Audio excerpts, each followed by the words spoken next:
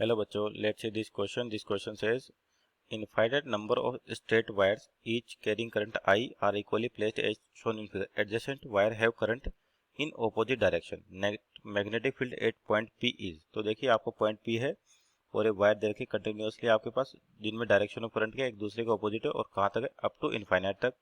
और ये जो डिस्टेंस दे रखी है आपके पास P से मान लो पहले वायर की A आगे भी कंटिन्यूस A इस तरह से A डिस्टेंस होती जाएगी सभी के बीच में। तो आपको मैग्नेटिक फील्ड निकालना है यहाँ पर। तो यहाँ पर देखिए की कॉन्सेप्ट क्या होगा आपके पास, की कॉन्सेप्ट तो मैग्नेटिक फील्ड किसकी वजह से निकाले, वायर की वजह से। तो magnetic field due to finite length wire. तो आपका जो मैग्नेटिक फील्ड है किसकी वजह से, फाइनाइट लेंथ वायर की वजह से निकालना है।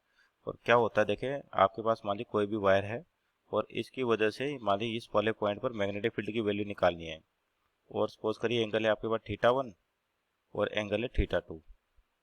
और ये जो डिस्टेंस दिख रही है आपको यहाँ से इस वाले पॉइंट तक, मान लेते हैं इसको डी कह देते हैं। तो बायर सर्वेट लॉ के अकॉर्डिंग जो मैग्नेटिक फील्ड का मैग्नीट्यूड होगा वो कितना होगा, mu not I upon 4 pi D sign θ1 plus sign θ2। तो ये होता है कि प्लेन वायर की वजह से किसी भी डिस्टेंस डी पर मैग्नेटिक फील्ड। अब यहाँ पर डायरेक्शन की भी बात करें तो डायरेक्शन कैसे निकालते हैं अपन, राइट हैंड पाम रूल से। तो जिस डायरेक्शन में करंट है आपके पास उस डायरेक्शन में अगर राइट हैंड के थंब को करें और जिधर आपको मैग्नेटिक फील्ड निकालना है वहाँ पे अपनी फिंगर्स को ओपन करें तो जो पाम होगी आपके पास वो क्या बताएगी, मैग्नेटिक फील्ड का डायरेक्शन बताएगी। तो इसके अकॉर्डिंग देखिए यहाँ पे जो थंब आपका वाई एक्सिस में पॉइंटेड है आपके पास, तो जो फिंगर्स होंगी आपके पास ये पी पॉइंट जो दे रखा है यहाँ पर ओपन करो तो पाम आपको इनसाइड दिखाई देगी। किधर दिखाई देगी, इनसाइड। मीन्स इसकी वजह से तो मैग्नेटिक फील्ड जो होगा वो इनसाइड आएगा, यानी कि माइनस के कैप आएगा। ये क्रॉस में लिख देते हैं अपन, इनसाइड दिख रहा है।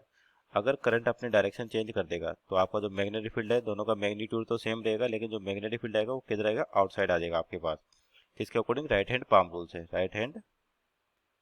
Palm rule right hand palm rule. तो यहाँ से अपने पास मैग्नेटिक फील्ड की डायरेक्शन आ गई और मैग्नीट्यूड आपके पास है इसी। तो सबसे पहले वायर 1 की बात करते हैं। तो ये ए है तो अपनी जो डी होता है वो परपेंडिकुलर डिस्टेंस होती है, यानी कि ये वैल्यू होगी। तो ये अगर ए है एंगल 30 डिग्री है तो ये हो जाएगा डी कोस 30। और डी कोस 30 की वैल्यू कितनी है आपके पास, √3/2, यानी कि √3/2 इंटू डी। ये परपेंडिकुलर डिस्टेंस हो जाएगी। अगला वायर आएगा तो ए और ए 2a, तो यहाँ से यहाँ की डिस्टेंस आ जाएगी आपके पास 2d इंटू √3/2। अगले वायर की बात करें तो डिस्टेंस कितनी हो जाएगी 3a, तो ये आ जाएगा 3√3/2 इंटू डी।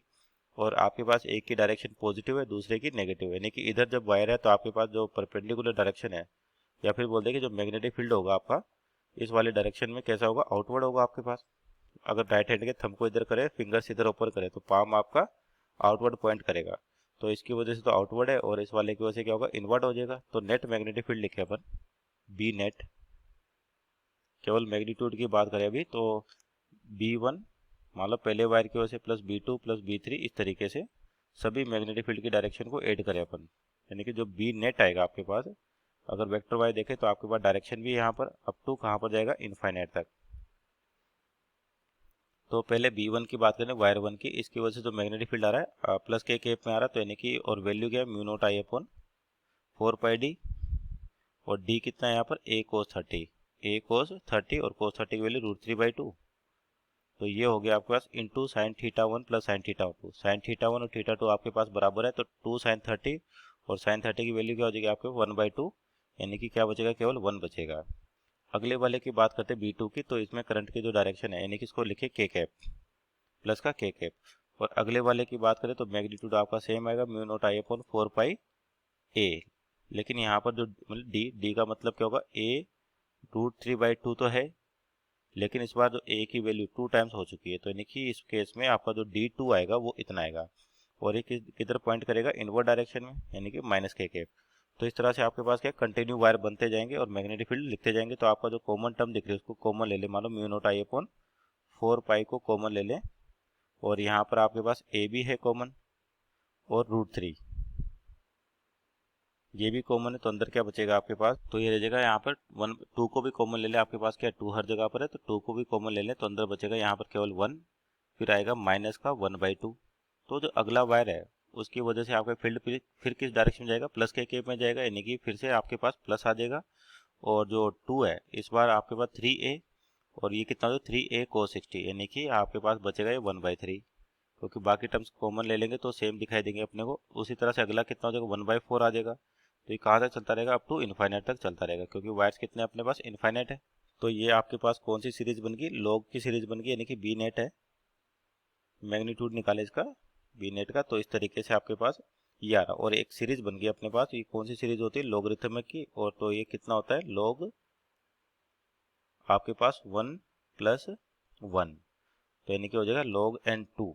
आपके पास कितना हो जाएगा log n2, log n2, क्योंकि जो आपके पास सीरीज लिखे log n 1 + x की, 1 + x, तो ये होता है आपके पास 1, तो आपके पास 1 - 1/x + 1/2x - 1/3x, इस तरीके से आपके पास log की सीरीज चलती है 1 + x की टर्म में। तो यहाँ पर x कितना दे रहा है अप टू इन्फाइनाइट, और x कितना है यहाँ पे 1, तो यानी कि log 1 + 1, तो यानी कि आपके पास जो कितनी वैल्यू आ जाएगी log n2, तो सीरीज की वैल्यू आ चुकी है। तो नेट मैग्नेटिक फील्ड निकाले अपन b, तो क्या हो जाएगा म्यू नॉट आई अपॉन आपके पास 4π√3a इंटू 2, ये तो कॉमन है, और साथ में क्या आ जाएगा ln, यानी कि log n2। तो ये तो हो गया आपके पास मैग्नीट्यूड।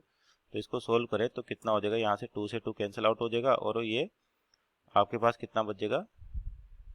तो ऑप्शन देखिए किस तरीके से आपको कैंसिल आउट करने हैं। तो ऑप्शन आपके हैं log n 4π की टर्म में, तो यानी कि आपके पास इसको कैसे लिख सकते हैं, mu not I upon 4π√3a और इस 2 को इसके साथ मल्टीप्लाई करें तो log n 2 यानी कि log n4 हो जाएगा। तो यानी कि फाइनल वैल्यू हो जाएगी म्यू नॉट आई अपॉन आपके पास 4π√3a और क्या रहेगा आपके पास यहाँ पे ln4 हो जाएगा log n4। अब डायरेक्शन की बात करते हैं कि ये तो मैग्नीट्यूड आ चुका है, अब डायरेक्शन निकाले नेट मैग्नेटिक फील्ड का, क्योंकि ऑप्शन आपका डायरेक्शन के साथ दे रखा है, यानी कि मैग्नेटिक फील्ड वेक्टर पूछा हुआ है पूरा। तो डायरेक्शन देखो कैसे आएगी आपके पास यहाँ पर, तो आपके पास log n 4√3a log n 4√3a, दो ऑप्शन है आपके पास। तो डायरेक्शन देखे प्लस, और आपके पास जो डायरेक्शन आएगी वो किसकी आएगी, जैसे वायर अपने पास बढ़ते जा रहे हैं, डिस्टेंस बढ़ती जा रही है, यानी कि मैग्नेटिक फील्ड की वैल्यू कम होती रहेगी। इसका मतलब सबसे ज़्यादा मैग्नेटिक फील्ड आपका वायर 1 की वजह से मिलेगा। तो इसके कारण क्या होगा, जो नेट मैग्नेटिक फील्ड आएगा वो वायर 1 की डायरेक्शन में के कारण आएगा। तो वायर 1 की वजह से जो डायरेक्शन में मैग्नेटिक फील्ड आ रही थी वो थी आपके पास k है। इसका मतलब जो फाइनल मैग्नेटिक फील्ड वेक्टर लिखे अपन यहाँ पर, मान लीजिए मैग्नेटिक फील्ड वेक्टर लिखे तो यहाँ पर आ जाएगा आपके पास k है। So our final answer is mu naught I upon 4π√3a ln4 k cap, और ऑप्शन चेक करें तो आपके पास ऑप्शन नंबर इसका 2 राइट आंसर होगा। Hope you understood well, best of luck.